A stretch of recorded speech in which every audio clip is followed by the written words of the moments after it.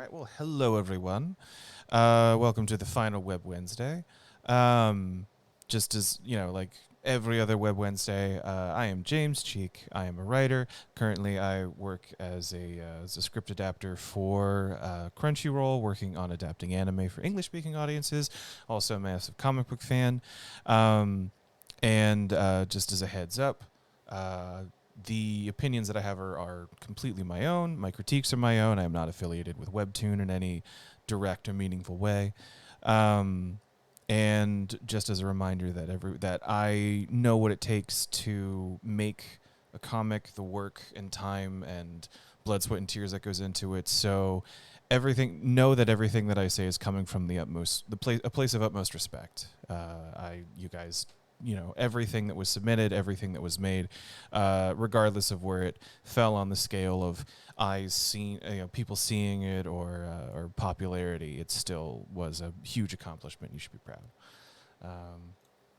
So with that being said, let's get into it. Pulling up my notes. Results are in 2 days. Oh wow, this worked out perfectly. Because I thought it would be a little weird if I kept doing this after the winners were announced. I don't know why. It just sort of felt weird. But yeah, this worked out really well. All right, let me find my notes on the Drake. Here we are. Awesome. All right, so first up, we have The Drake by the Evil Nay. He gave his life to the ancient goddess Tiamat with her gifts. With her gifts, he is the Drake, a holy warrior to prevent injustice as he carries out Tiamat's will. But not everyone wants to be saved, himself included. Call to Action Content Entry. This comic is a prequel one-shot for my main series, The Fantasy Book Club. The character of the Drake will make his first appearance later in the story. This comic is intended as a character introduction. Okay. And so we'll go back up to the top here. All right. So this is a story. Man loses significant other, not really established if he is husband or boyfriend or just someone he cares about. And in his grief sells, I guess, his soul to Tiamat. I will say that I found the premise of this super interesting. Because of this world where gods can die, and in sort of their attempts to not die will sort of unleash eldritch horrors upon the world to get people to kind of think about them or remember them. I think that's really interesting. However, the sort of particulars kind of throw me off a little bit, mainly because the Tiamat that you were going for, is your Tiamat more of the Mesopotamian goddess, the creation goddess, or is it the D&D multi-headed evil dragon?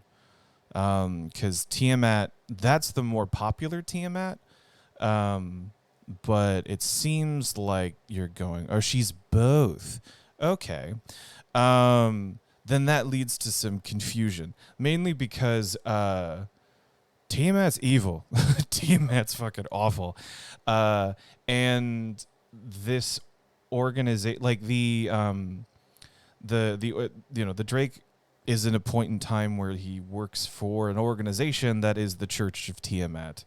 And he is sent to hunt, at least in this particular, I don't know if that's his job necessarily, but in this particular instance, he's sent to hunt someone, because there's a multi-headed dragon thing, someone who is possessed by a forgotten god who is unleashing eldritch horrors on the world, little monster things. And so there's this, so I'm the alignment of the sort of deities, if there is an alignment system in the story, wasn't super clear, because my initial instinct is to gods are created by beliefs, and those beliefs can change. Okay, that's interesting. Because because like my initial instinct was something like this, especially because with Tiamat and with having this place in pop culture of being more so than the historical goddess of Tiamat, of being this super evil deity, like this, like a supreme evil deity. For there to be an organization around her, with the color palette being a bit more like golden holy stuff, it was like it wasn't intuitive to me to kind of understand what, if this organization was good, if this organization was hinky, if this organization was evil, and we're just kind of like the characters are just working for them or something like that. And so like so it wasn't super clear if like he's making, like if he's trapped, if he's making the problem worse. I think that's a little bit intentional, but at the same time I would have liked to have gotten some kind of context for how gods worked in this world, because they're clearly functioning different than how sort of most people understand faith. And two, like how, like what is Tiamat's role in this world as well? Because also Tiamat's an interesting choice as a goddess, because there's this whole like when gods are forgotten they die. Most people don't, out of like D&D nerds, don't know Tiamat at all. She's not a popular or at least in Western, in sort of like the Western pop culture sense. She doesn't appear often in media. It's usually Greek gods or Norse gods, mostly Greek usually, because I don't know, we think they're interesting. Or probably not. It's probably just like some other reasons. But regardless, like the Tiamat's a really interesting choice, and I'm. But for her to have for her followers to have access to so much tech and power, for him to be so strong, implies that there is this really strong faith around Tiamat. But I am curious as to like how that works in this world, because it's not something that I would assume would be the case. I would assume that Tiamat would be a dying god as well. Tiamat's not great in my story. She has two aspects: creation and dominance. Her followers embrace both. Okay. Oh, hello, Epic Device. Okay, interesting.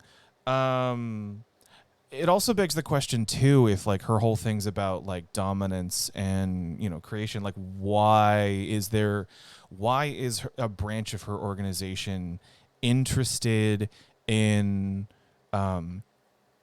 stopping a forgotten god? There's a lot more in the background, too much for the one shot, right? And the point that I'm getting to, rather than just sort of like bringing up specific examples, is that like there's enough interesting stuff here. I just don't know how it plays with your world, and I don't understand how like if I'm sort of intuiting it in the right way, of just like expecting it to go this way or that way. There's not a lot of there's not a lot of sort of breadcrumbs in the story itself, aside from some like potential sort of like hinky dynamics between between Drake and Tiamat, and his relationship with her, of her sort of being just this sort of like shady character. But as far as like the fact that she has, like the fact that she has all these resources, it just sort of begs the question of like, okay, well, what is she in this world? Is she known? Is she all this other stuff? And so just a little bit more things touched on about the world, I think would have been more interesting for me. Like especially when you're,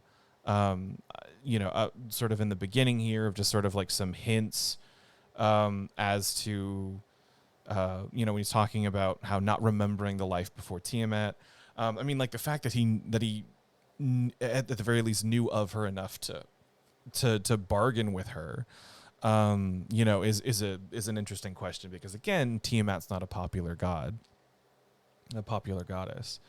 And so like just some things early on, just like some hints or just some little tidbits here and there, just to kind of give me a sense of the world as a whole, um, because either the world as a whole, or how gods function more, rather than because there was a lot of immediate information about like the problem at hand, where of the kid getting possessed by the um, uh, uh, but kid getting possessed by the forgotten god, and like figuring out how to solve that problem. Like all the logic behind that solution was there, but like how like sort of like what like maybe like how this would bring him back, or like what maybe like the god's ultimate goal versus. And also like there's a reference to like some treaty or something like that that's out there, and so like just some information about that relationship that we're getting into, just something a little bit more about the world, I think would have helped me get into the story a bit more, so that I could sort of better understand the sort of the way that Drake relates to everything. Because he doesn't really have a relationship. He doesn't have a relationship with anyone in the story. He wakes up he's meeting everybody for the first time. And so like the only relationship that he has is with Tiamat and with the world around him. And so like that missing, I'm not really like the emotional stakes for him are missing, or not fully there. I was worried about bogging down the story focus on Drake. Left those questions for later, but definitely understand the need for yeah, like it was smart to focus on him as a character, definitely. Um, oh hey, thank you. It was definitely smart to focus on him because of just the limited space and time that you had to tell his story. But the interesting thing is that like a big part of this character is his relationship to the god, and his relationship to the world, and that's just that a lot of that information's missing. Um, as far as sort of like technical stuff, the line art is great. There's not a great sense of motion in the characters though, because like here she's supposed to be sliding into this space, but her body language seems more like she's just sort of planting her feet, with some blurs here and there, and like some, like even the skirt isn't whooshing very hard. The blurs I think are a bit harder than what than any sort of motion that's happening with this character. And while it doesn't really it's not an issue necessarily most of the time, but when the action starts hitting is when you can really see it, especially with the portal stuff. Because when he starts jumping around, where he just starts popping in and out of stuff. Let's see, there's a panel sequence that I'm talking right here. So here he just looks like he's just in positions. He's not moving. He's not doing anything. And it took me a little bit to kind of understand that this was supposed to be like a sequence of events that he was, where he was just like, popping here, then popping out of here, and then even throwing the spear wasn't super clear to me in terms of just how, just how the body language was going, and sort of like a sense of motion. And so that I think was like the only thing that really kind of kept it back from being from sort of like achieving what I felt like the full potential of this is just a sense of motion and like weight to the movement of the characters. Because like if his magic is about portals and being mobile, then a sense of motion I think is super important, not just to help understand like how the portals work, and like what direction we should be what direction we should be paying attention to them, but also just it sells the whole magic and the fight stuff a bit better. I think also would have staggered these a little bit more, like had this maybe a little bit higher, just make them more distinct, because initially when I'm looking at this, especially on my phone, it seems like it's all happening at the same time. Drawing actions hard, definitely improve work. Oh yeah, no, action's fucking hard. Like this looks amazing. This everything looks great, and this is a very hard thing to do, which is something I've brought up multiple times in these. Is just like the action's quite there, like the action, like the line art's there, but the motion isn't there, or like the sense of weight isn't there or something, and it's difficult. It's very hard to do. Because like you're also just like you're you're adjusting and you're sort of like exaggerating, the body and the impact and stuff to kind of sell, not only just like the motion, but like the angle from where it's happening from and stuff. So like it is hard. And I don't want to make it sound like, it's just an easy fix or anything. But you did it for what this is. It's a really good job. But yeah, but to kind of to make a sort of, to make the sort of flow, I guess, like the flow of information here a bit clearer, I think it would have made these portals a bit more distinct from each other. Like here, to me, because these are kind of like on the same, almost on the same level, it feels like they're happening at the same time. Feedback isn't helpful. Oh, well then I guess I'll just stop. I know, I'm just shitting with you. But it just sort of feels like it's happening at the same time, and then when it's and then when it comes down here, because these are a bit staggered, like this one's bigger, these are in the pad, and this right here, like this feels like these are different events happening at once. And so either staggering them a bit more or making, maybe putting that one further in the background or something like that. Let's see what else. What other minutes?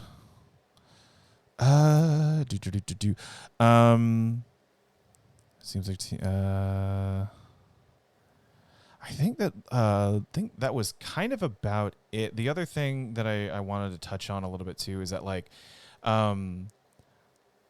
because faith is a really big part of this story in particular, like I think it's really important, not only just talking about the world, but talking about how like faith functions in this world, because everybody has their own understanding of what faith is, of what a relationship with a God is, either from like fiction that they read or their own personal experience or their own assumptions about it.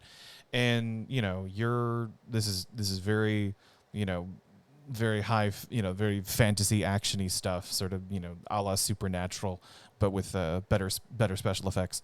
And so like how, and with gods and faith being such an important part, like I need to understand how that functions here, so that I understand like if people are getting like why people are getting upset or why people are saying this isn't working or just something like that, because it's going to be a huge, because this seems like it's going to be just a huge part at the very least of this character's journey.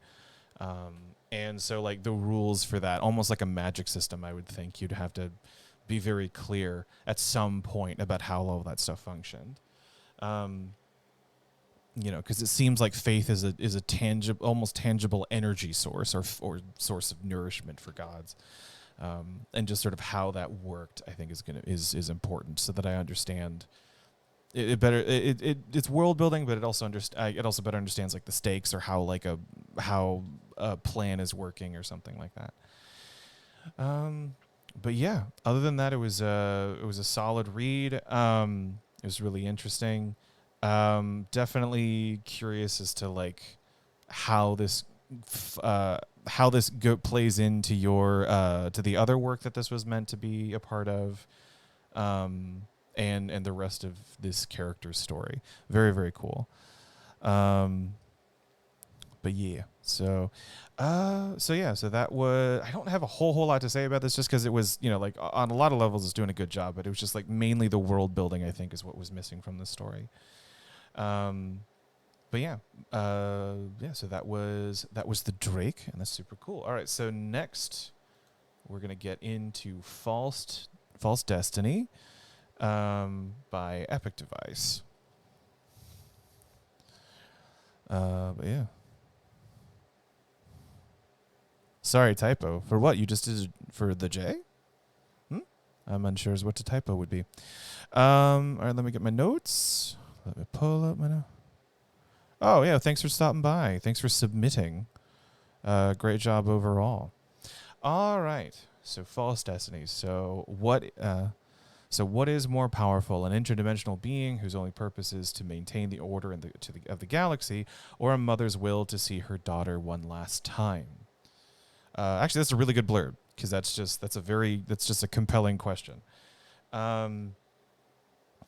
and it's like enough to get me curious and to click, but vague enough for me to be like, actually, I don't know the answer to this thing. All right, so False Destiny, I really enjoyed this. The action's really good. The art is also really solid. The layouts, some of the panel designs is great. Some of the layouts are really good. There's just like a handful of,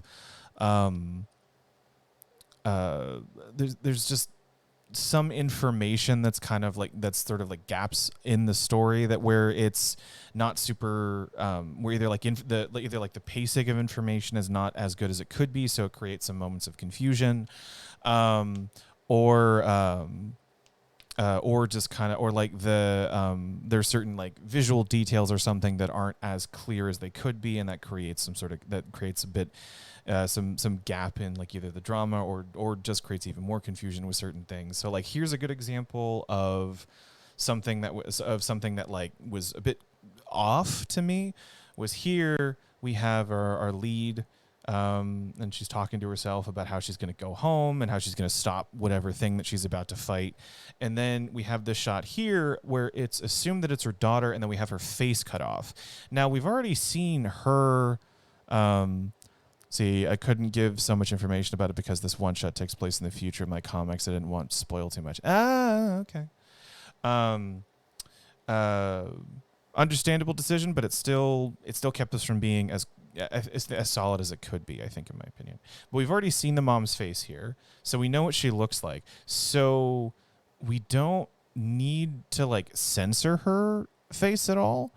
And so like this, like the stuff like this, moments like this where it's like, like a kid remembering like the last time they met with a parent or something, and then like the face is kind of blurred out. It gives the sense that like that they don't fully remember that moment, or that they don't fully remember the face of their parent or something, or that it's like about to be, it's a tragic moment, or just, there's a lot of different things that it can translate.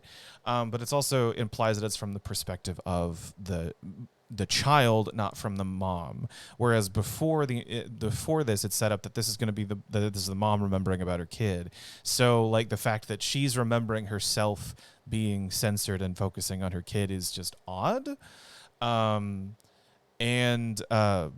so like it was just this sort of weird moment. It made me rethink that maybe she wasn't, that like she's actually the daughter or in this moment, and that like this may be like some weird cosmic cycle going on, and she's trying to prevent this moment from happening from her daughter, or just something. It just, the way that the information was presented here was kind of it was just a very weird choice. And the funny thing is too is that like is that there's some moment here where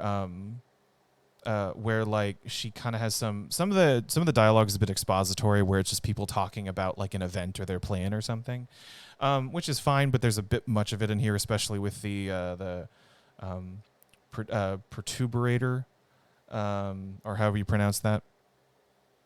And so it gets a little excessive. It's not about it stops when expositional dialogue becomes a problem, is when it gets in the way of an emotional moment. If it undercuts like the tension or drama of a scene, then then it's not doing its job.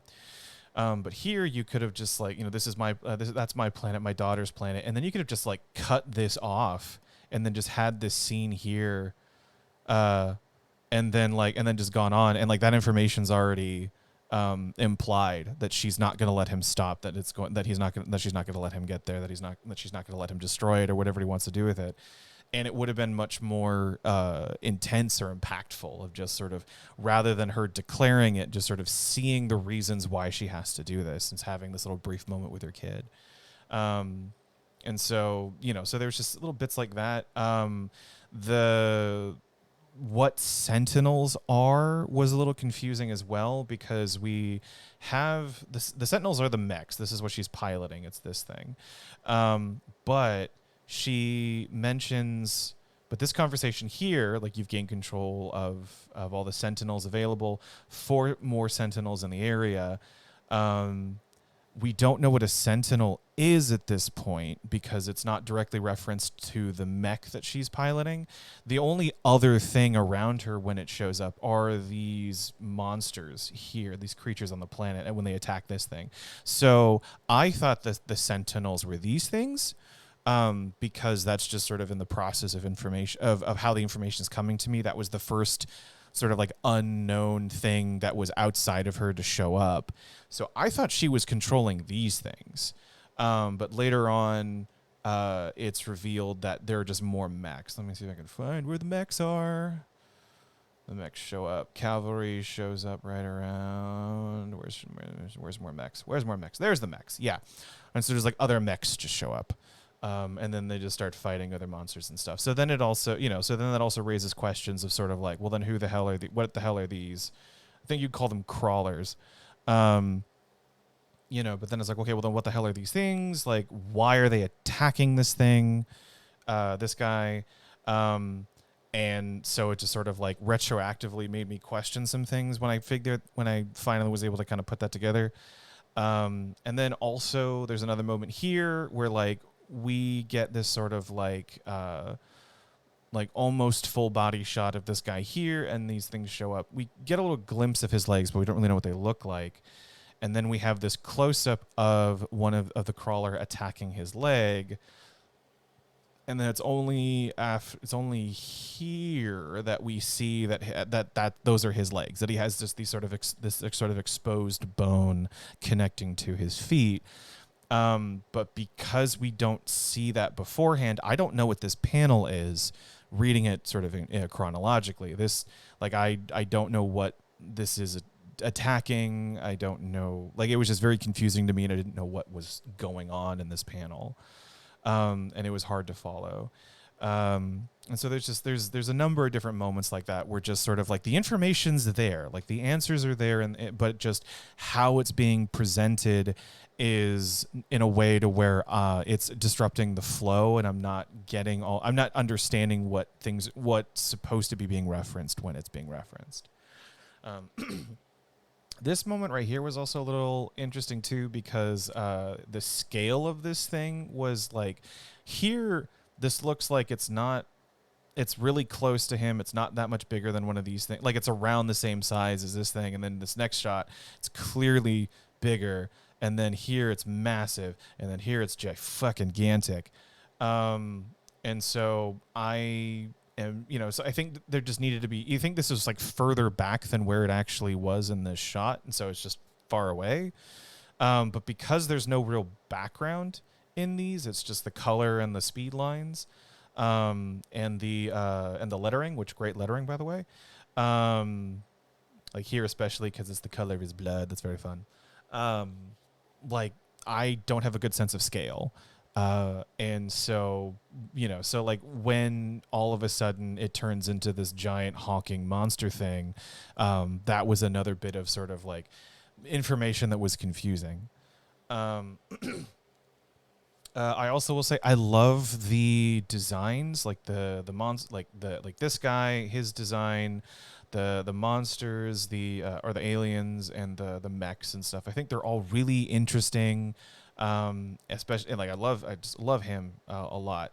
However, it's not super. Well, two things. One is that there are a lot of small details that do not translate well to my phone. There were multiple moments with this guy especially where I didn't know what was going on because I couldn't see the smaller details of what was happening. Like later on, he powers up, and then his face changes, his head changes into this, where it's really fucking cool, where it's like face is splintered off and all this energy and stuff. But on my phone, this just sort of looks like blurred lines. This doesn't look like it's supposed to be an allusion to what his face used to be or what his head used to be. And so there was a moment later on, I think towards the end, where he lunges after her, because she gets past him at some point, and then he just goes after here. So this right here, when I read this on my phone, this like face detail is so small that I can't really make it out very easily. And so I thought he was like flying into a portal or something, because there was a portal established earlier, or something that was akin to a portal. Yeah, this thing right in the background here. And so to me, I was like, oh, I guess he can teleport. Okay, well then why is he, if he can teleport, then why is he like still chasing after her here? Why doesn't he just like show up and like I missed this too. Like her finger was too small. I missed it. But like why it looked really bad on mine as well. I had to compress the image a lot because I passed the makeup. Oh, okay. Yeah, then you're just aware of that. I personally, if I knew like a solution or like a recommendation to kind of get around that, I would obviously give it. But that seems to be just sort of, that is a thing about data and compression and like image size that I don't have the answer to. And while I do like them, another thing too is like I do like the mech designs. It's not clear what is a part, like what different parts of the mech are. Like I want to go back to when the mech's introduced. Yeah, so like right here, like there's just this like beam, and then there's a hand, and then legs, and it feels like it's just sort of this weird composite thing, not like that this was intentional. I thought this was a spear or like or something at first. And so so like I was surprised as to like why she shoulder checks him when she has this spear thing on here. And it's only when, and then like when this pops out too, I was like, wait, she has an arm sword. Why does she have an arm sword when she has a spear here, or whatever the heck this is supposed to be? And then later on it shows up, she uses it as a gun. It reveals that it's a gun, and she just starts mowing things down, and then it starts making more sense. But I think what would help, or what would have helped with this, like here's a really good sort of like full body shot of the character and just sort of getting a sense of everything, is that I think you needed kind of a moment to yes, more webtoons. We have Web Wednesday today. But I think what would have helped is just like a moment for these two characters to have like an establishing shot for both of them, where you get to see everything. You get to kind of try and figure out what is like this bit, that other bit, or something like that. Like have like a moment like this when he's introduced, and have a moment like that when she lands or something, just so that I could then get a better sense of what all of this is supposed to be and how it functions. Because like another thing that kind of led me to believe that it was like a spear or something is because she's using it to block an attack, which you don't want to use your gun to block anything, because if you damage part of it, then it doesn't work anymore. And so if this is just like this massive barrel for a gun, then if this bends or gets dented in some way, it's not gonna work anymore. It's gonna blow up if she ever uses it. And so like the fact that she's sort of using it as a shield or a spear or something, consistently, rather than just like as a one-time thing, led me to believe that it was that. Let me see what other things.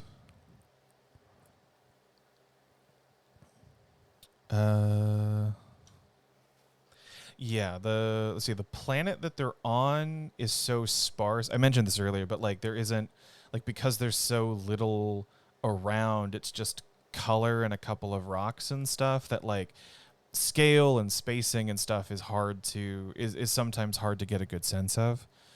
Some type of landmark, some type of just thing that could show like where the end of a horizon is or something, I think would be useful.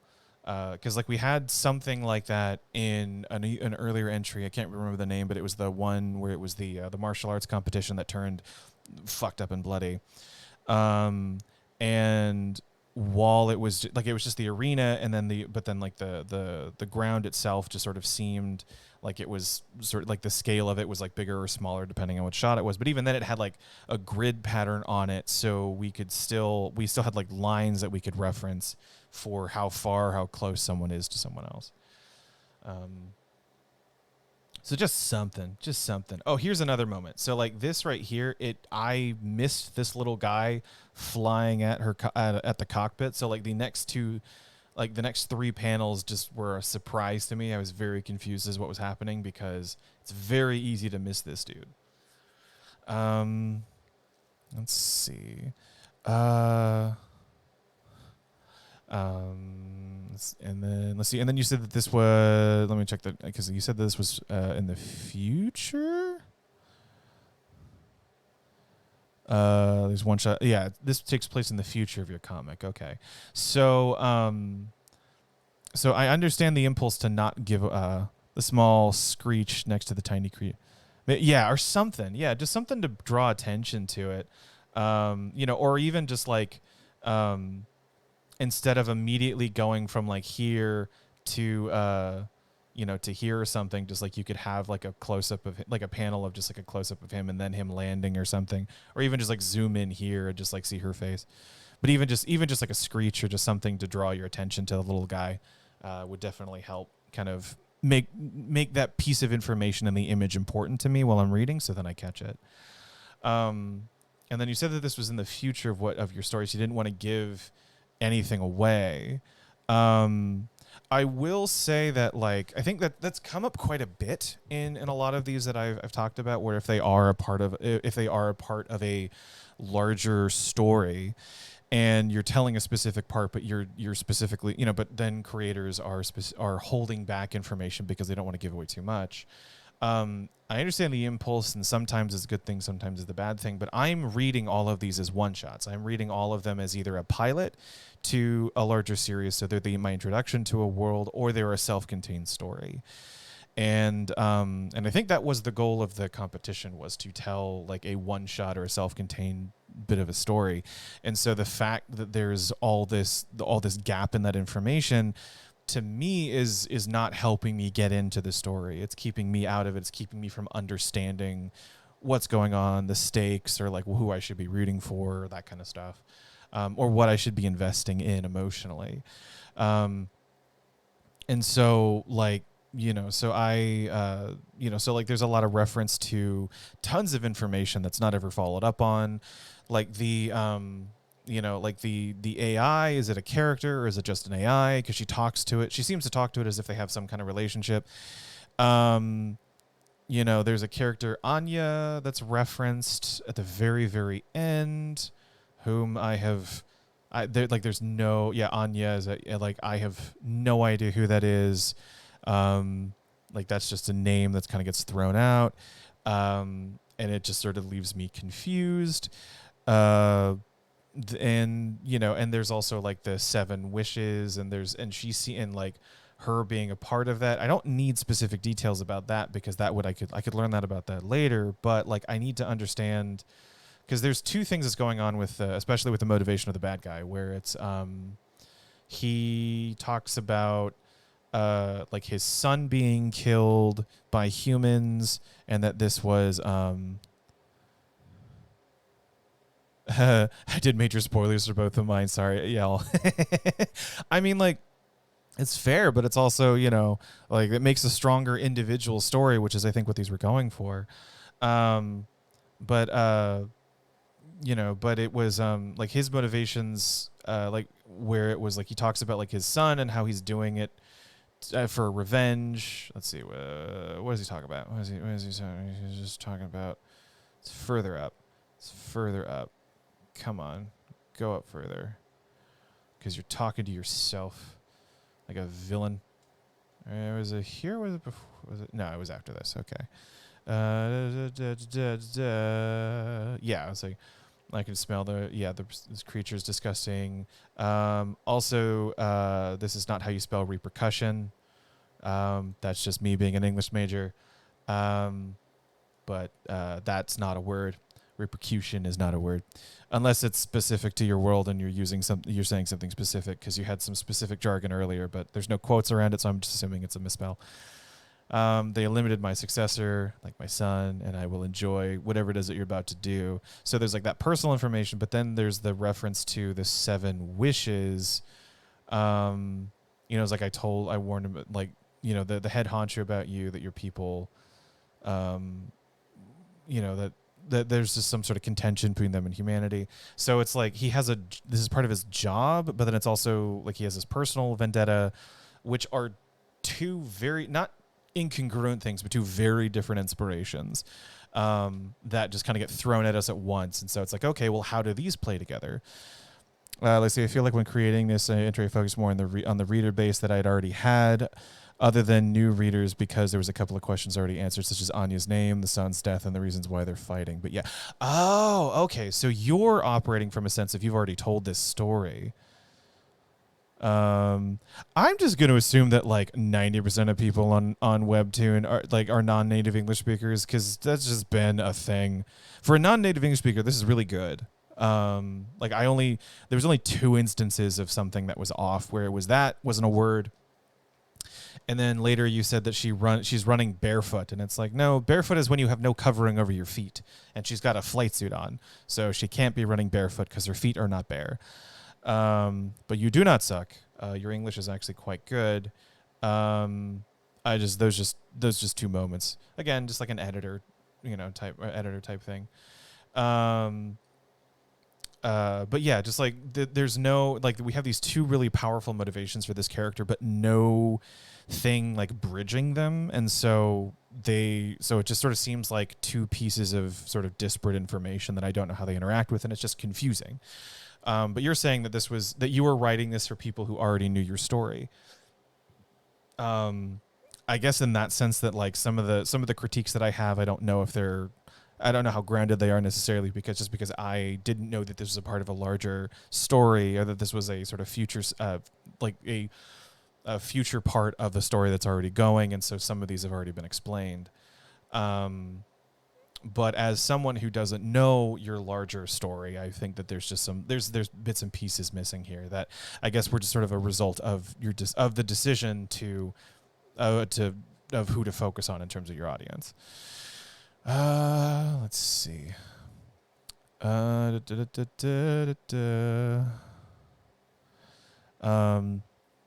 Yeah, that was kind of my main stuff about this story, was just that, like, was just sort of with visually just some stuff the information wasn't super clear, but like can be, tweaked here and there or something. And then just information about the world and about what's going on, just gaps in it, was sort of keeping me from really kind of understanding the full extent of what was going on.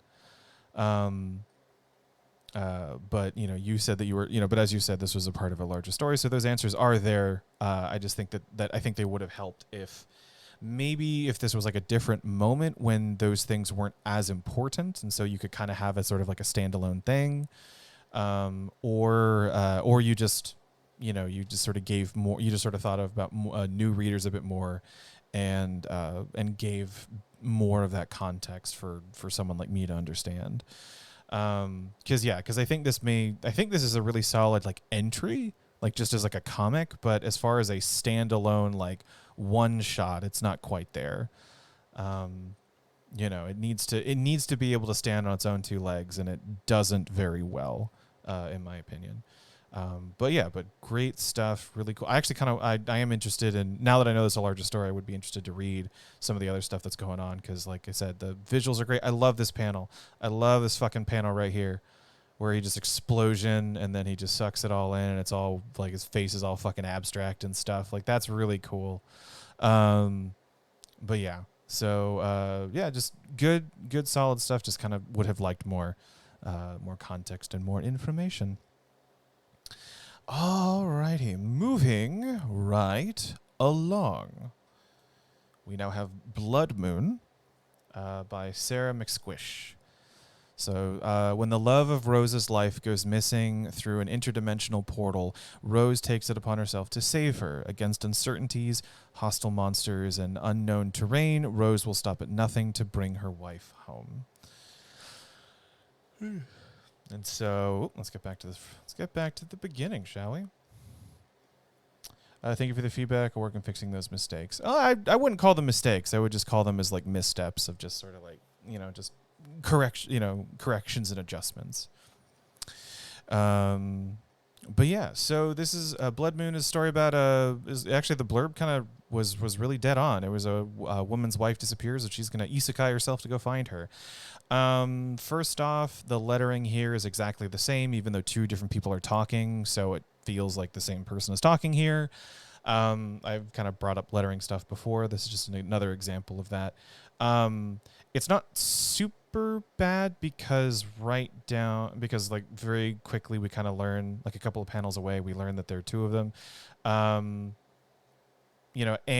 it does sort of read as if it's two different people, where like someone's calling someone over, but even then some bigger distinction between these two, either in lettering or maybe like colors or something, just something to differentiate, because they look exactly the same.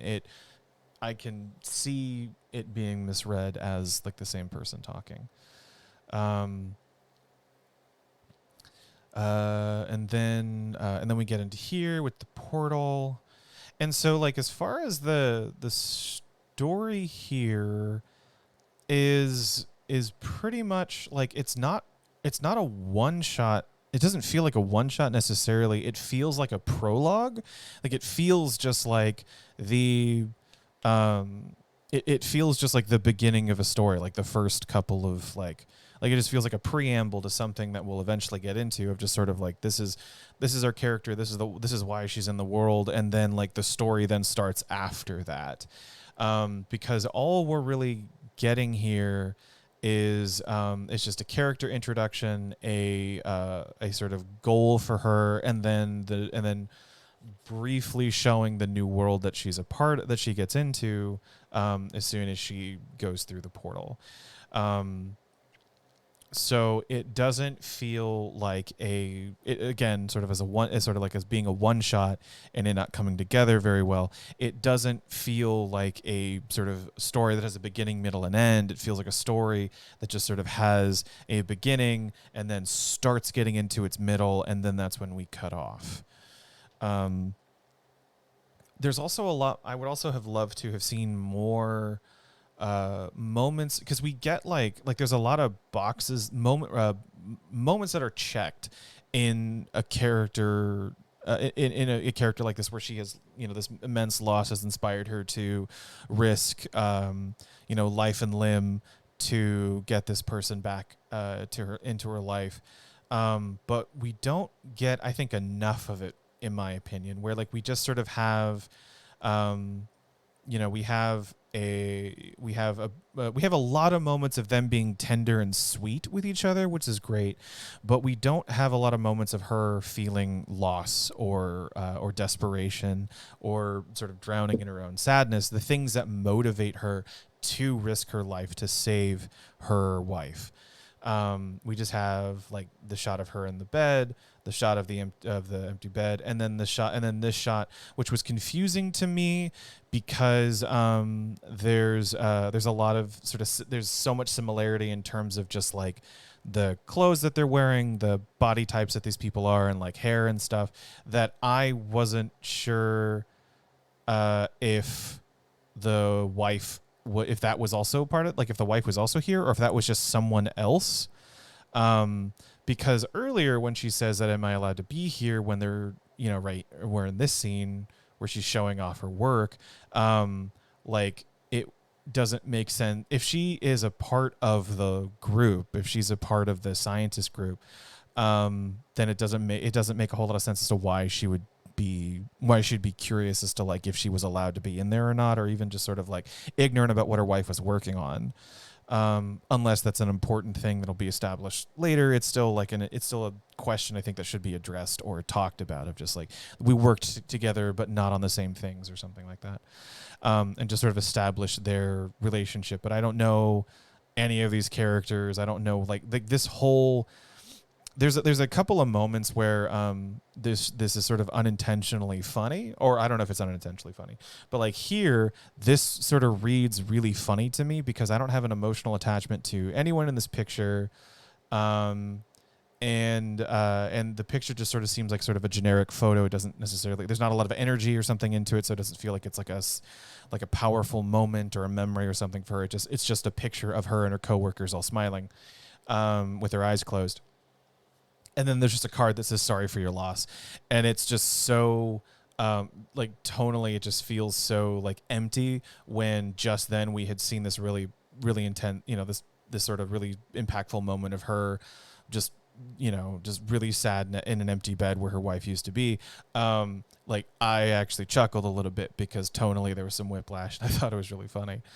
And then there's another moment of that too, where she attacks someone, where she about to run off, and then she gets grabbed by the security guard, like elbows him in the chin, and then says you'll be fine, and then runs away. That's really fucking funny. But yeah, I would have really wanted to have seen more of the lows that she got,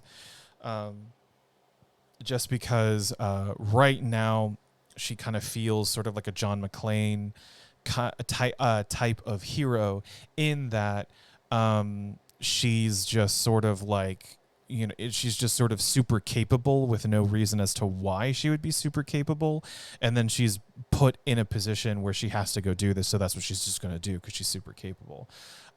Whereas I think what the story was going for is a woman who is moving out of her depths to try and save the woman that she loves. Like there needs to be is pushed to that because of her circumstances, and there needs to be much more context for that given, so that I understand the weight of where she is at, so that I understand her motivation to run after her wife. This panel is really cool, where it's just the circle of the portal and then her in front of it. And then there's another panel later on that's also really cool, right here, yeah, where it's this falling with the different colors. I think that's awesome. I love just her falling with the little flecks of white on black with the varying colors. I think it works amazing with the scroll on the phone and online as well. I think this is a great transition. And then we have another, I guess, falling into a memory. And then we have her in this new world, where she instantly finds a cat girl who happens to have the bracelet that she gave her wife, that she then understands English. Like there's a lot of sort of convenient things happening all at one time, where like the girl's able to understand English, which makes sense if Isabel had been there, or just like being there at the portal, and it's a little bit convenient.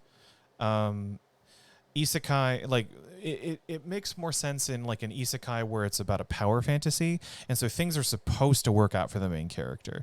This felt like this feels like this is going to be a hard and long-fought journey to reunite with her wife. And so the fact that she gets this like big break early on, where not only does she meet someone who doesn't want to kill her but wants to help her, but then also like tells her that her wife is confirms that her wife is alive, I think just like really cuts out a lot of the tension of her, of just sort of the idea of her, like, is she going to find her wife? Is she going to find her wife alive?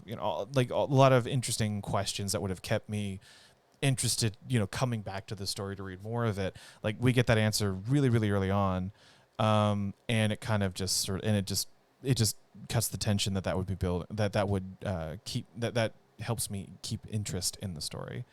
And then we have another unintentionally hilarious moment where she's just like crying, and then this girl just comes up and pats her on the back awkwardly.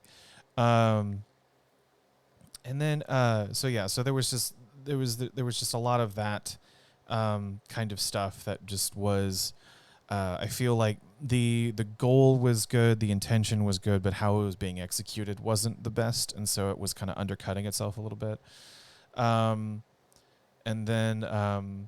then this fight that happens later, like right here, where this ogre with two sides shows up. There's no point for it. Like it doesn't make any sense. This guy just sort of is there, notices them, and then attacks them.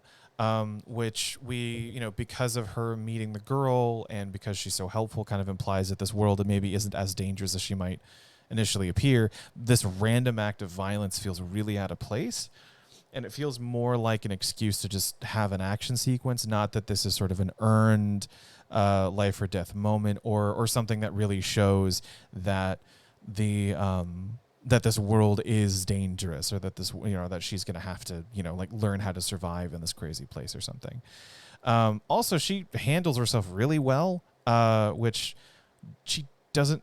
There wasn't anything, like I said, she was kind of a John McClane where she just seems capable, but there's nothing that's really established early on that lets us know that she would be capable of anything that she's about to do, with even just the with this sort of physics defying dodge here, and then eventually her grabbing the scythe and attacking the guy, and then slicing through him in one go.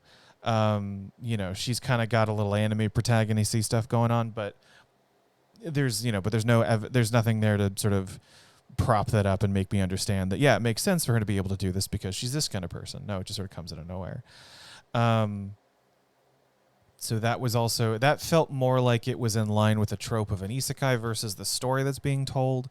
If this had been like a harder fight, had this been, had she nearly died, had she gotten roughed up, had she very uncoolly killed the ogre or whatever monster this is that fought her, that would make a lot more sense. That would be in line with what I feel like the tone of the story is going for.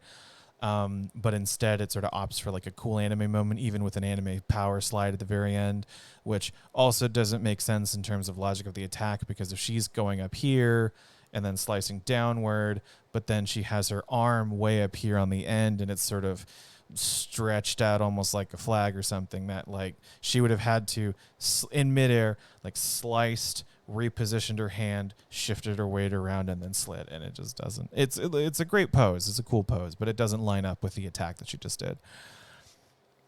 And that was kind of about it, because the end is just, we see a little bit of like that, and then we have this shot right here, which I was sad that that we don't get a shot of the world, because she's clearly on a cliff overlooking the sort of massive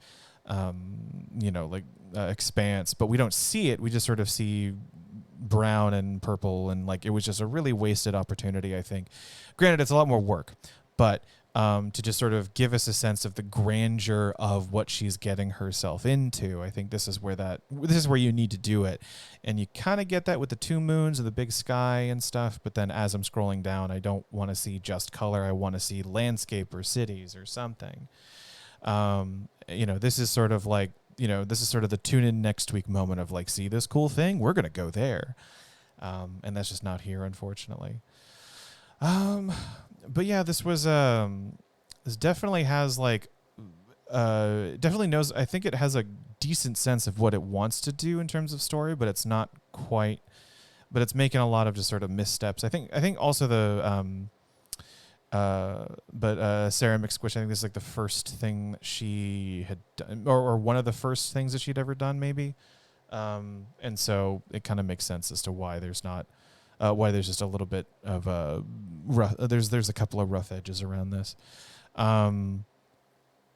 But yeah, some interesting stuff. Also, like the Blood Moon, this was a moment, like this is the title of the comic.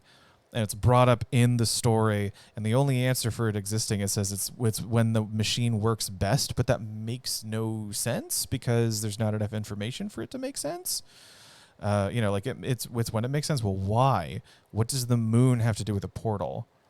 Oh, she's a long-running comic on Canvas? Well, then I'm a dumbass. Then I'm an idiot, clearly. I felt that there was a risk in making that comment about, assuming the extent of one's work, and I stepped in it, so that's on me. But this doesn't make a whole lot of sense. Like I don't, this is the title of your story. You make a point of bringing it up in the story, and you don't give me a reason why.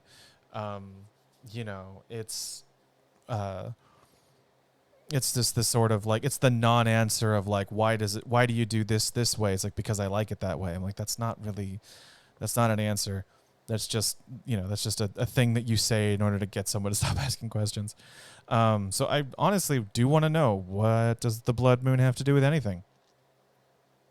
But in this particular story, we do not find out. So yeah, some interesting stuff here, but it doesn't quite come together. And so but it is a cute story.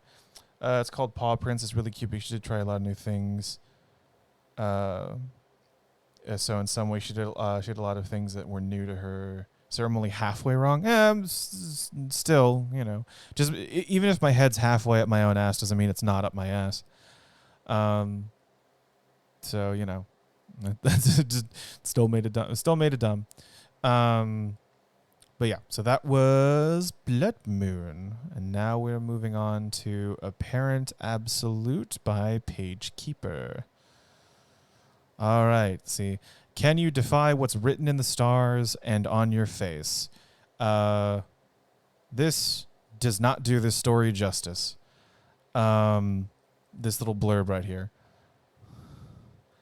I can half cheat at chess now and then. I mean, not really, because I'm up my own ass, and I can't do like Morse code I can't play, with not being able to see the board. That is a reference to some weird chess news that we have discussed. Very, very weird. But yeah, this blurb, I actually really don't like this blurb. This does not tell me anything about what yes, butt plug chess cheating. But this blurb doesn't tell me anything about the story. Doesn't it's just a question. It's more like it without any real context. When having read it, this thing makes sense, but like I'm not intrigued. I'm not interested, and it does not do anything to prepare me for what I'm about to get into. I understand why this would be vague because there's a huge twist in this, but like I do not like that blurb. All right, so Apparent Absolute. So this is fucking hilarious. I absolutely love this. This is a story about a literal background character. I think it's this guy actually. Hang on. No, well maybe we do figure out who he is. But a literal faceless background character. Oh yeah, he's gonna show up here in a little bit. Yeah, it is him. So yeah, this dude right here. So this dude right here, faceless background man. I think he's also nameless because I don't remember him saying his name.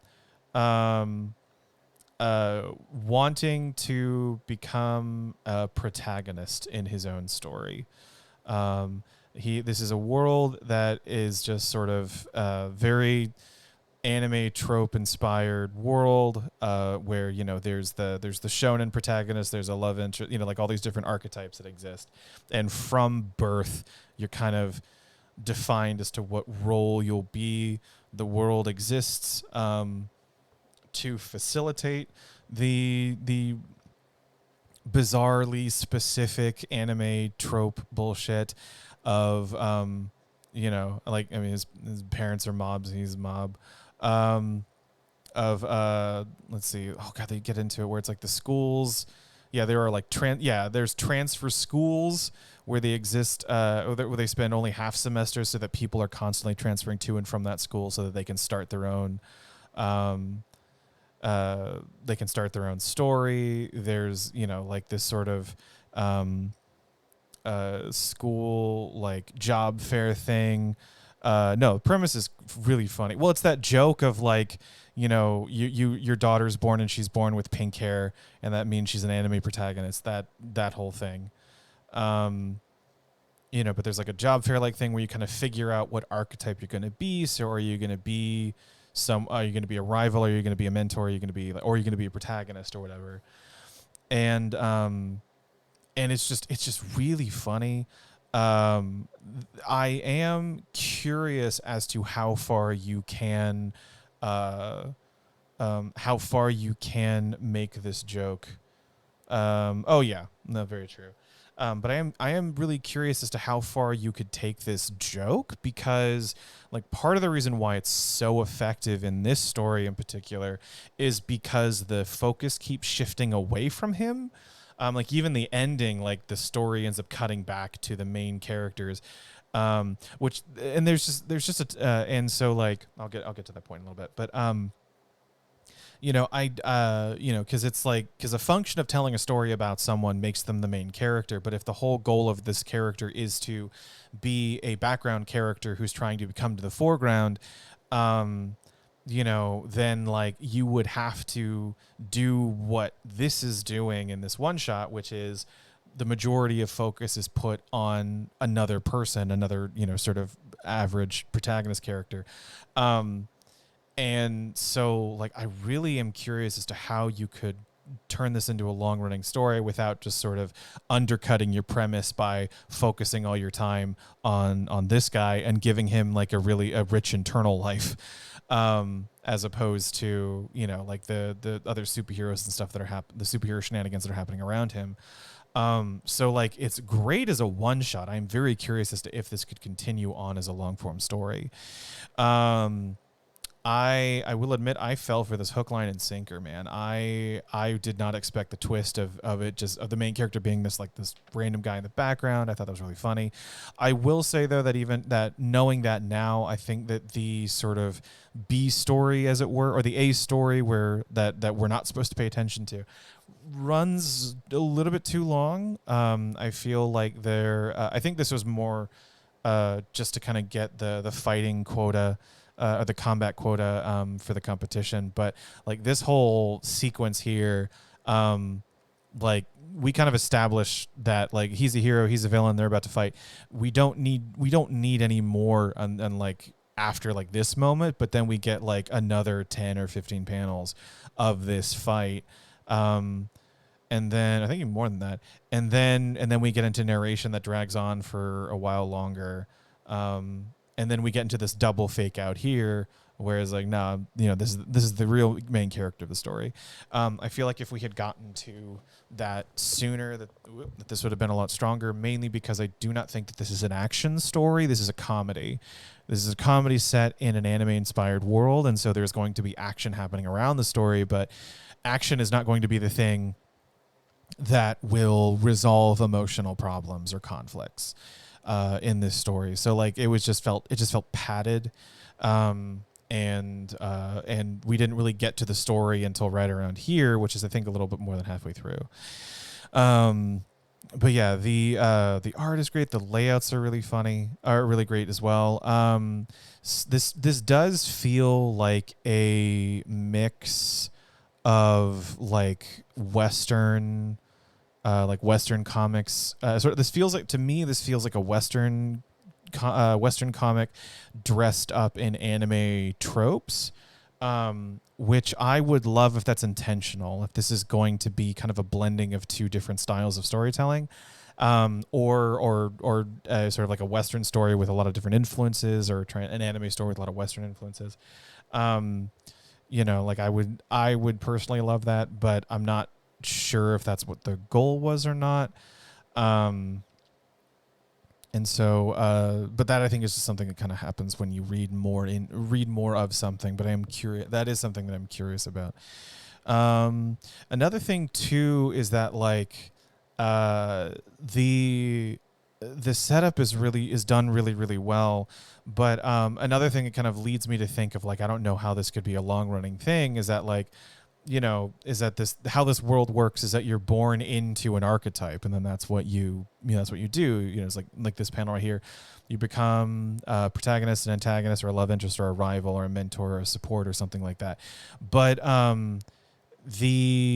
but those archetypes exist in relationship to a main character, and so so like if you're a love interest, if you're born as a love interest, like, do you end up finding your main character? Like, do you get attached to your main character, or you just sort of like exist? How do you exist as a love interest independent of the thing that makes you a love interest? And so it's something that like, if there's an answer for that question, then I think that this story actually has some legs and can continue on beyond this. But if there isn't, then I feel like this joke could get really old really quickly.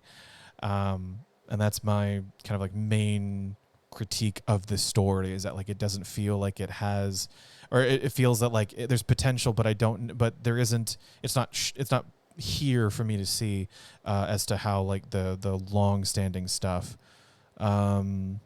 would could kind of continue on forward. So it reminds me of a story about a mob character in a BL universe where everybody falls in love in the background and he wants nothing to do with them. It's kind of running too long.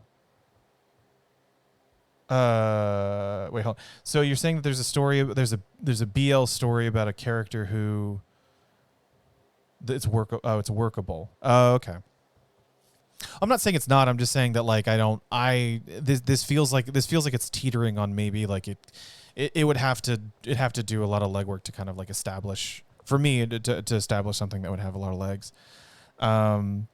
See where the enemy where everybody falls in love in the background and he wants nothing to do with it. Okay. Then yeah, that's that story. Yeah, I mean, true. Long form, yeah. But yeah, this is just a lot of fun. Any other notes?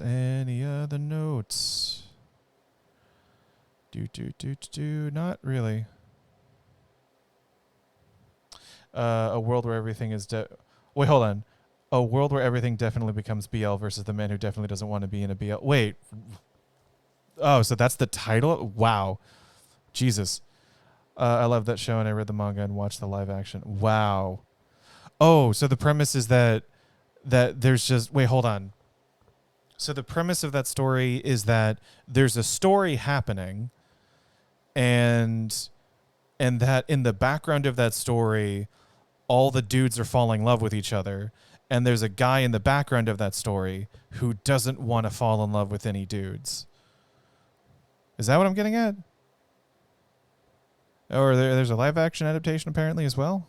Okay, so that's complicated. That's complicated. Again, like it's this thing. Main character is a mob who's not romancing anyone. Oh, he's the main character. Okay, see that's different. The setup is different where the impetus of this story is that he is not a main character. He's trying to become a main character. So he has to function in a world where there are other main characters doing their own, like stuck in their own long form narratives. And so like they're, so then there is, so then there's a sort of tug and pull or tug of war with him, like focusing on him, but then focusing on him makes him a main character. But the whole part of the story is that he's not a main character. He is becoming a main character. And then we have to keep coming back to, some other protagonist's nonsense or something like that. And that is doable, certainly, but I don't know. I'm more curious than anything of like how you would pull something like that off, which is why I'm not 100% certain or about the sort of longevity of how long you could keep something like that going, how long you could keep that premise going. But it is super funny. So he's self-aware that it's a BL world and about the BL tropes and try to avoid the BL tropes because he doesn't want to get into a BL situation. Yeah, that's different than what this is. The setup is it's like in the same family, very much so. But like the premise is that this guy is someone who we're not supposed to pay attention to, and he's trying to become someone for us to pay attention to. But for that to work, he has to remain someone we don't pay attention to for, until the end of his journey. Honestly, like I am to see how that would be pulled off. I am very curious about that. I would love to see how this continues on. I'm just not sure how far you could take it. This does feel more like a short or like a shorter form story where like it only, you would only get like maybe like one volume of content out of it, but it would be like a really solid one volume. But yeah, this is a really fun premise. This is a really interesting idea. I love it because it's just sort of taking this dumb joke that went around like anime club circles back when I was in college. That was like a continuation of a dumb joke that ran in anime circles when I was in high school. That is just sort of now its own story. And so there's like a weird nostalgia to it, and it's well thought out. It's really good. Very excited, but this is not an action story, and unfortunately, this competition is for action stories. This is this is a comedy that has action happening around it, but this is not an action story, so I don't think it really qualifies. But there's a lot of really fun. There's also the writing is really smart, is really clever too. There was oh god, there was a moment early on that I really loved. Where it was right as this fight was starting up, where it was like, yeah, where you know, Tsundere girlfriend is like, don't do anything stupid, and then he's just like, stupid or die or a package deal, and runs off. That was just a great little bit of banter. And then also another thing too, which kind of gives me hope that there is like a plan for a long-term version of the story, is that at the end is that this, while this story was going on and I didn't know that it wasn't the main story, the question of like, he's kind of out here fighting this bad guy, and usually shonen protagonists are, like if they're in this sort of like superhero-esque situation, they kind of want to keep this stuff secret from the mass populace, but he's just fighting in open, in the open air right now. And I was like, well, how are they going to resolve this? And at the very end, we get an answer to that question, where he has a form where he can eat people's memories, and so people just forget about it. And I just that answering, the story didn't need to answer that question, but it did, and I was very satisfied with that. And that to me shows that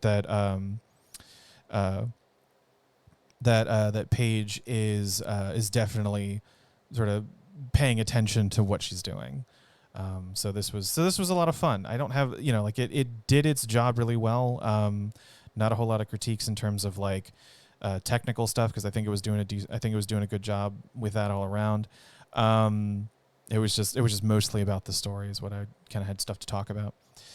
All right, and then we have our final story, which is Fleeting. In the lawless wastelands of Sector 14, Quentin and Alexis take the galaxy's fate into their own hands, but they must act fast before their chance of survival quite literally disappears. And so this is a like sci-fi romance story where there's this thing called the Grand Star that is flickering, and because it's flickering, people will just randomly disappear and die. And these two people are, not this person, but here, Quentin right here, and then girlfriend here, have taken upon themselves to try and find the Grand Star and figure out what's going on. My main issue with this is that we don't learn any of that until like 3/4 of the way through this story. What we have in the beginning is just this massive amount of fluff where we have this argument that's happening between Quentin and this mohawked dude, where apparently he's her ex. What's her name again? Hang on. It was Alexis. Okay. So he's Alexis's ex. And he may or may not have done something with Alexis's sister, and that keeps getting brought up.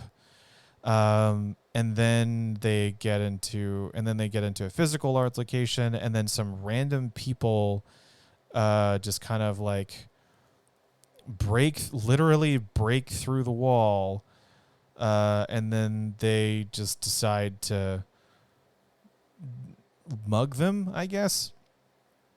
And then there's a fight that happens, and then someone disappears, and then that's when we like that's when people start talking about the Grand Star. That's when we learn that they're trying to find it and all this other stuff. And it's like, we didn't need any of that. We didn't need any of the ex-girlfriend stuff, the ex-boyfriend stuff. We didn't need any of this random fight sequence.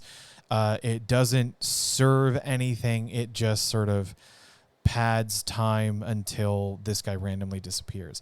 Now, I am all for this sort of double take, or doing a double take here, where we start with what we with them stuck in a story that's not the main story, and then gets interrupted by reality of this guy someone randomly dying, and then we get refocused back, and then we get focused back on the main story or the real story that's going on. I'm all for that. I think that this moment's really like a really strong choice and interesting, and how it just ends everything. Like, it just, all the bullshit that had happened up until this point is just gone, and then they just leave, or it just completely diffuses the situation. I think that is really smart, but I think one of two things either needs to happen, in my opinion. One, that moment needs to happen sooner, which I think is a riskier proposition, because having that happen too soon, I think, kind of can take away from the impact. But the second thing is that what needs to be happening building up to that moment needs to be compelling on its own. And unfortunately, all the stuff that's happening up until that point is not. It's just empty fluff about people just yelling exposition at each other. It wasn't interesting. This stuff is interesting. This stuff of them like freaked out about they may randomly die, trying to find this map so they can find the Grand Star, all that other stuff. But everything prior to that is not moving anything forward. We're not learning anything interesting about the characters. We're not learning anything interesting about the world. It's just this bizarre exchange. It's just an event that happens that is meant to sort of get you off your guard, so that when real shit hits the fan, then you get sort of shocked into being like, oh fuck, this isn't what's going on. And so I think the twist was effective, but it wasn't as effective enough to kind of make me care about the stuff that was happening before, or even the stuff that kind of happened after, unfortunately. I like the coloring here is really good. I like this too, where here in the background, where it's just no repeated over and over again, but the panels themselves are silent. That's really good. That was a really interesting instance, but like the action here isn't super strong, and it's very weird too, because it's like kind of dance-y. It's not really, like we have this sort of dirty dancing moment of the lift here, and it feels a little like it feels like there's like house music should be playing in the background, and like it's all kind of like choreographed, not to fight choreography, but dance choreography, which is that is definitely a choice, but it wasn't really gelling for me while reading it. There's also a little bit of there's also some like exaggerated comedy moments that I don't think really land very well, like when he gets punched in the face. That just sort of felt weird to me. His head kind of turned like right here.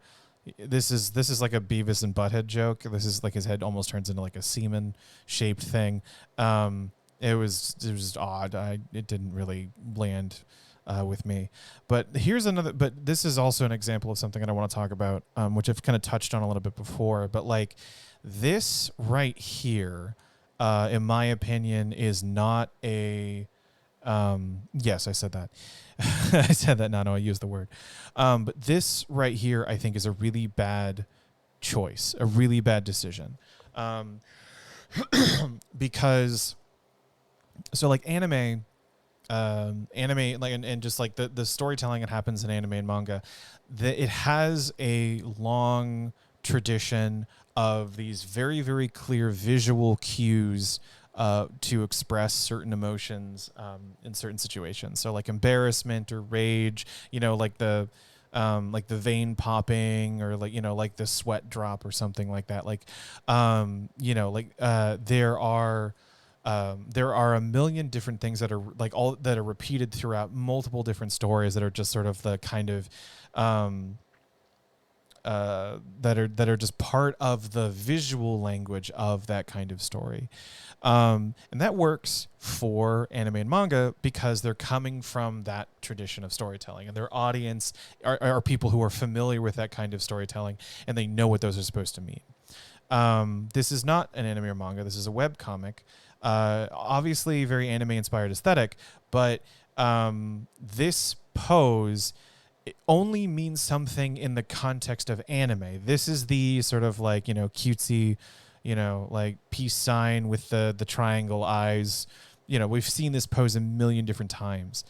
But it doesn't exist outside of that context. And so this doesn't mean anything, just doesn't have the same kind of impact outside of the context of anime or manga. It feels like a hollow repetition. It feels like a facsimile. On top of that, something that I notice from people who sort of not that they're heavily inspired by anime, but that it seems like the only thing that they're taking inspiration from is anime or manga. Not to say that this is an example of that, but I'm just using this as a point, as a springboard to talk about this point. Is that like when that's the only thing that that they know, that then like then when they're drawing something, it's not about like having the body language to accentuate whatever visual thing that they're using in order to, the anime visual trope to express something. It's about the visual trope. It's about, it's about replicating the vein, the vein popping out of your head, or the sweat drop, or the right pose, or something like that, rather than having that be accompanied with, like the acting in the character sort of expressing that emotion as well. And so what ends up happening is you get these moments kind of like this, where like the information, if you know what the pose is supposed to do, then that information gets across. But if you don't know what that is supposed to do, then you just have this very awkward moment where you're like, why is this dude smiling with peace sign? Like it doesn't, like this doesn't mean anything to me. It doesn't make sense. I don't know what this is. I don't know what this is supposed to express with a character. And so like that's just kind of that's a little bit of a personal frustration on my part, of just sort of seeing that kind of a that thing every so often from people who are not drawing influence or inspiration from anything other than anime and manga. But it also kind of creates these moments as well, where I'm not going to assume that that's Kendiel will is only being influenced by anime or manga to create this story, but that you just sort of have this sort of empty trope from a different storytelling tradition just sort of plugged in here because that's part of the aesthetic that you're drawing on. And so like it's not working for you. It's not helping you in any meaningful way. It's just sort of it's just sort of a thing that happens here that if you get it, then you get it. And if you don't, it's just confusing and it takes you out of the story, or can take you out of the story. So that's my soapbox for that. But I just that's just something I would like to just kind of iterate, is that like, like just anime tropes are no substitute for a solid foundation in like art and gesture and stuff, but also like, like anime isn't only influenced, or some, actually no, that's anime is influenced by anime heavily, but like not all anime is influenced by only anime. And a lot of the best stuff that is the thing that lasts, the stuff that has longevity, the stuff that like resonates with people, is the stuff that's taking inspiration from a number of different places.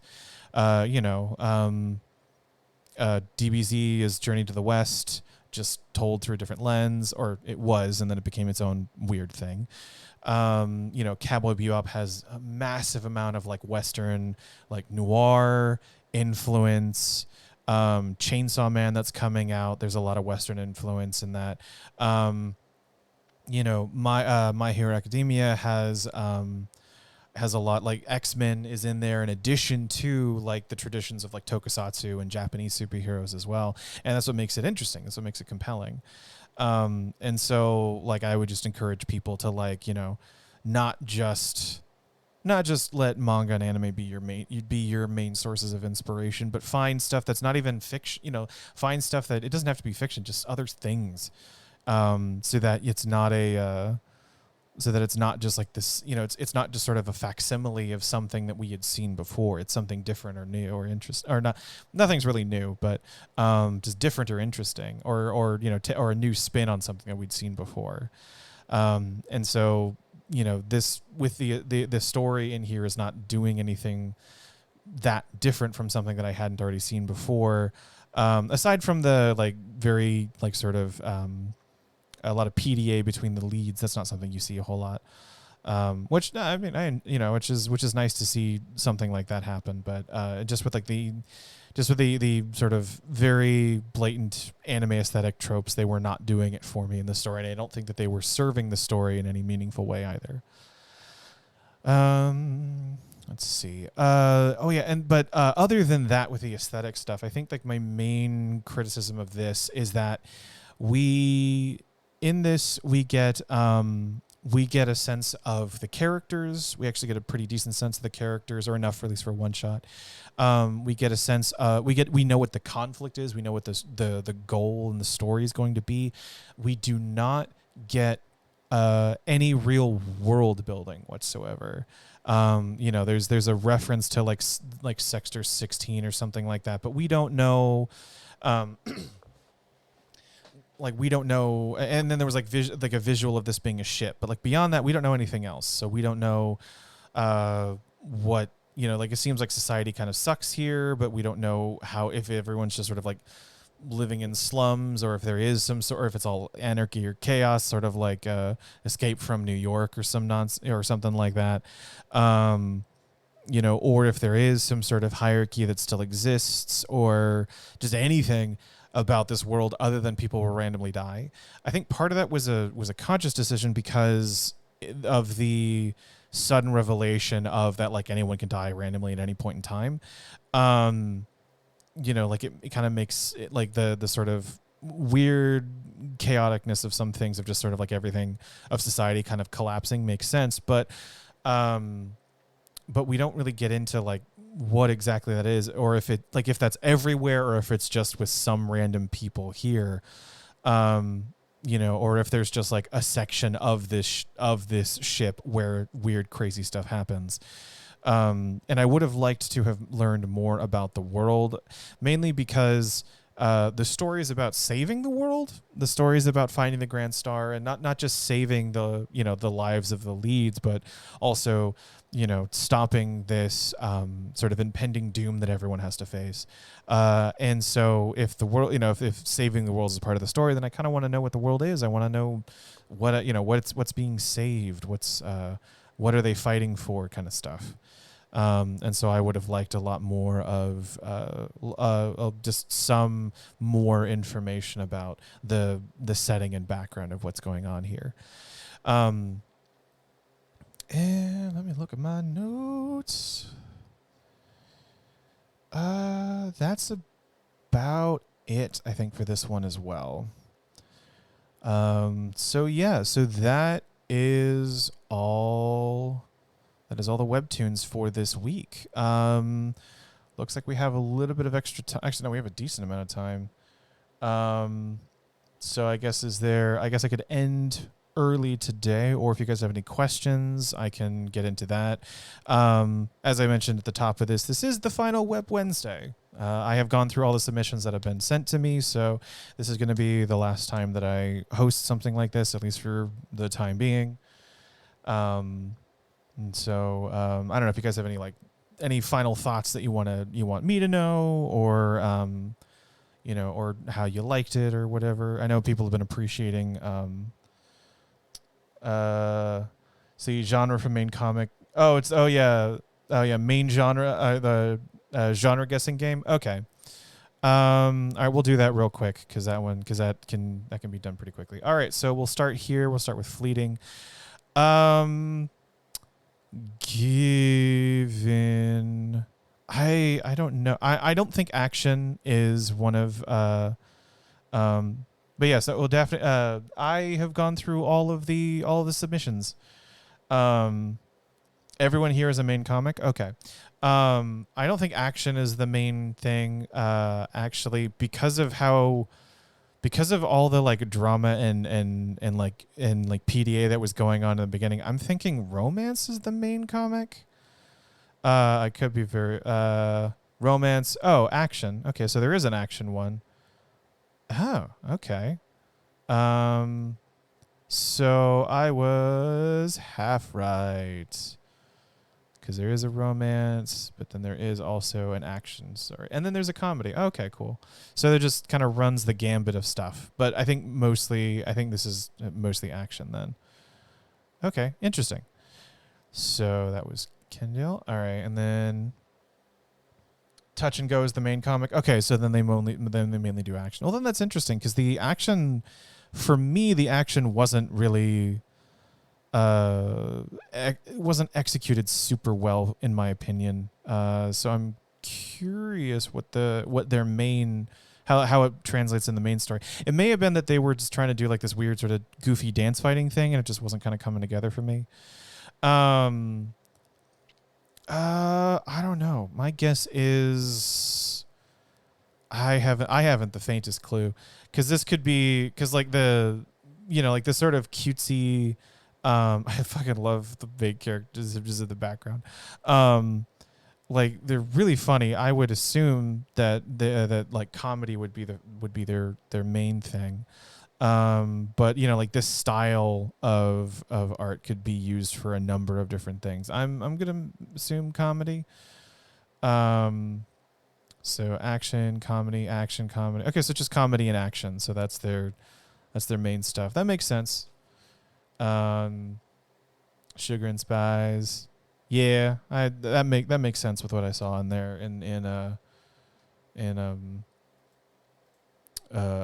my goodness, in Apparent Absolute. Blood Moon. I haven't the faintest idea. I really don't know. I couldn't guess because my guess is always like to go oh, bye Blue. Thanks for stopping by.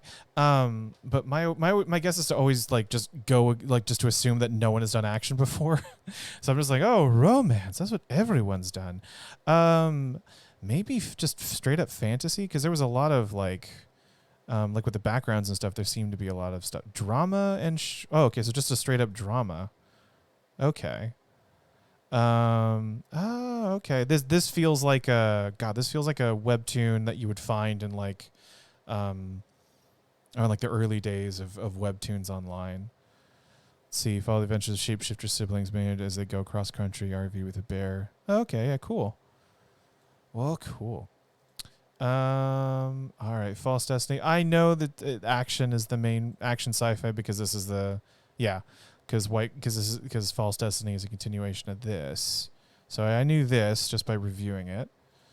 And then Drake. I think also another action supernatural. Yeah, because Fantasy Book Club. Yep, gods, monsters, dragons, and magic. Yeah. So queer supernatural drama. All right. Ooh. So that's me guessing incorrectly most everyone's main comic title that they work on. Boop. I'll just come back here, and then I'll move the camera over here, so I can just talk to everyone straight up. So yeah. So that was the guessing game. It is. Well, it got to the point. I think we're just like I think like so many of the webtoons that people were sending to me felt like first time attempts at what they were doing.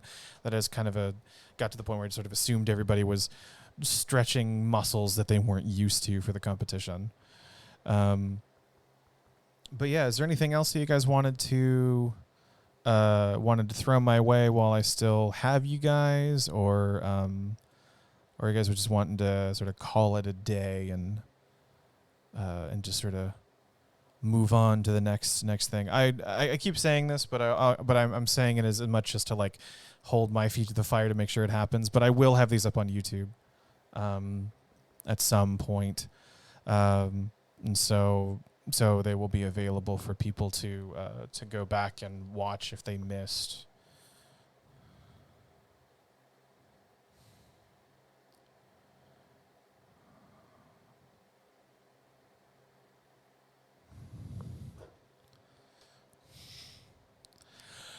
Sorry, I just got a weird email that I wasn't certain. I have no idea what that is. But yeah, so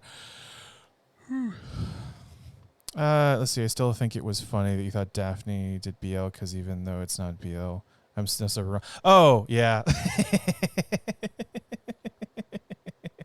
yeah. There's like there's like an aesthetic that you can kind of pick up on for it's weird. It's like it's like there's like aesthetics in like BL, and there's like aesthetics in like GL as well, depending on like what hardcore bromance. Okay. um but like in terms of, I think, what gaze it's coming from, because like BL written by like women, like for a predominantly female audience, like tends to look a specific way or have specific sort of kinds of looks, versus BL that's written by queer men for queer men, that seems to have like a completely different look to it. And same with like GL, where if GL it's like, you know, written for you know, like a non-queer audience versus a queer audience, seems to be Bara. I thought Bara was just hulky dudes, like just like chunkier men with chunkier men. Bara is BL. Okay. I thought it was just like chunky dudes for chunky dudes, or with chunky dudes. I didn't realize that it was that Bara was specifically men. It was sort of men for men kind of thing. But okay, cool. But yeah, Rains Drew. To answer your question about what do I stream normally, yeah, it's normally what I stream on Thursdays. I stream with my brother Will, which we have a podcast where we've been going through the entire Barbie film catalog and talking about it and reviewing it, and we just sort of like continue that energy into playing video games together. And then after that, I talk about the Untamed in that's where the term Baratus comes from. Well, I mean, I knew that. No. I've been online long enough to know that. But I've been, because of getting cast in Heaven Official's Blessing and wanting to sort of experience more of the works by MXTX. I started watching the Untamed, the on drama on Netflix, and then the animated series, the Donghua of Modao Zushi. I watched them with people on Discord, which the Discord is for people who have subscribed to the to the Twitch channel. You guys get access to that, and then we do watch parties, and then later on I do an open sort of chat review about the episodes that we watched that week.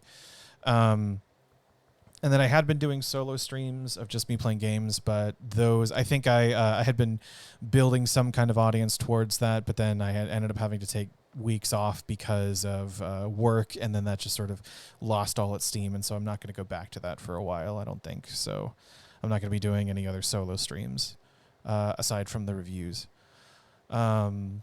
So my schedule is on my Twitch page. So like what times and what's happening should be there. But other than that, yeah, that's that's what I stream outside of the Web Wednesday stuff. But yeah, all right, looks like we're coming around, coming up on the end. I do have something I need to, yeah, no worries. I do have, speaking of watch parties on Discord, I do have one to get to here in a few minutes. So I am going to call it here for today.